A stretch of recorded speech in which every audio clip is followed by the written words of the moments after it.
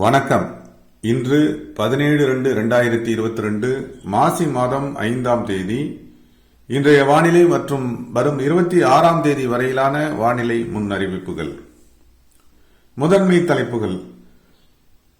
தமிழகத்தில் மீண்டும் விலக்கமடைய தொடங்கும் உயரழுத்தம், நிலையற்ற வானிலை, தாக்கமாக வரும் மழை வாய்ப்புகள். தென்கிழக்கு வங்கக்கடல் தற்போது மேலடுக்கு சுழற்சி, நகர்வில் நிச்சயமற்ற நிலை. வலுவிழக்கும் எச்சங்கள் தமிழக இலங்கை கடற்பகுதியை தொடுமா? 23ஆம் தேதி முதல் தமிழக இலங்கை கடற்பகுதியில் துவங்கும் கிழக்கு காற்று குவிப்பு. மீண்டும் தென்கிழக்கு வங்கக்கடலில் காற்று சுழற்சி உருவாக வாய்ப்பு. விரிவான விளக்கங்கள். தமிழக நிலப்பரப்பு முழுமையும் நீடித்து வந்த வலிமையான குளிர் அலையுடன் இணைந்த உயரழுத்தம் 19, 20, 21 மழை வாய்ப்புகளை தடுத்து நிறுத்தி வரும் நிலையில் எதிர்பார்த்ததை விட முன்பே வரும் 19ஆம் தேதி முதல் மெல்ல வடக்கு நோக்கி விலக்கமடைய வாய்ப்பு இருக்கிறது. நிலையற்ற வானிலை நகர்வின் காரணமாக 18, 19 அந்தமான் கடல் பகுதியில் காற்று சுழற்சி, தற்போது நீடித்து வரும் காற்று சுழற்சி வலுவிழக்கும் நிலையில் இச்சுழற்சியினால் தடுக்கப்பட்டு வந்த கிழக்கு காற்றலை தமிழகம் மற்றும் இலங்கை நிலப்பரப்பு மற்றும் கடற்பரப்பை நோக்கி மீண்டும் விடுபடும்.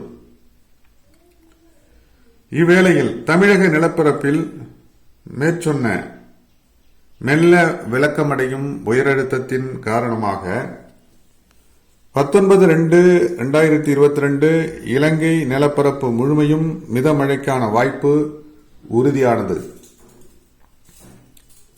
கோடியக்கரை முதல் குமரி வரை கடலோரங்களில் மட்டும் தூறல் சாரல் மழை வாய்ப்பு. ஒரு சில இடங்களில் மித மழை வாய்ப்பு.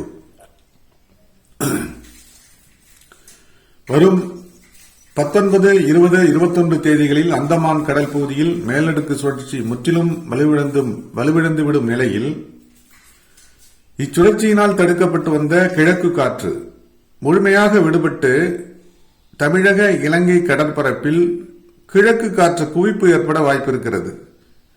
இதன் காரணமான மழை வாய்ப்புகள்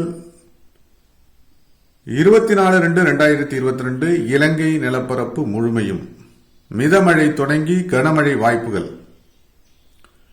இருக்கக்கூடும்.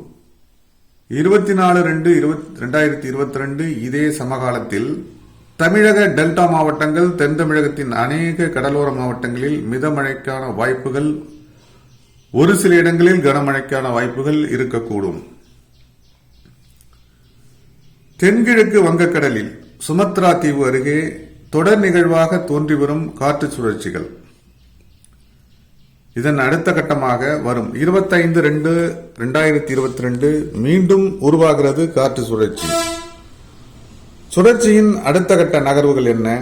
தொடரும் வானிலை தகவல்களுடன் மீண்டும் இணைகிறேன். தொடர்ந்து இந்த இணைப்பில் இருந்தமைக்கு நன்றி.